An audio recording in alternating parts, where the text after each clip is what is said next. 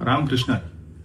आज सकाळी वर्तमानपत्रामध्ये बातमी वाचली की संत ज्ञानेश्वर महाराज पालखी सोहळा जो भवानी पेठे ते मुक्कामी येतो त्याचं ठिकाण यावर्षी बदलण्याचा निर्णय पालखी सोहळ्याच्या माध्यमातून घेतला जातोय.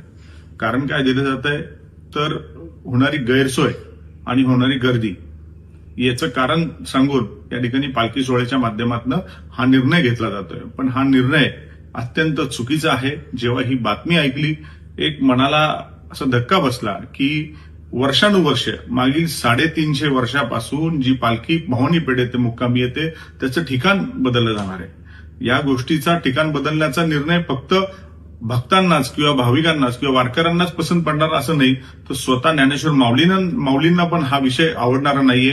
कारण गेली 350 वर्ष झालं ही परंपरा चालत आली आहे आणि नक्कीच याच्यामध्ये जर काही त्रुटी असतील त्या दूर करण्याचा आम्ही नक्की प्रयत्न करू.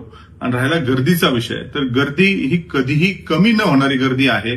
कारण माऊलींचे भक्त हे दिवसेंदिवस वाढत जाणारे. आज तुम्ही भवानी पेठेतून पालखी टिळक रोडला एसपी कॉलेजला नेताय, तुम्ही नेहरू स्टेडियमला नेण्याचा प्रयत्न करताय, पण कुठेही घेऊन गेलात तर गर्दी ही थांबणार आहे का?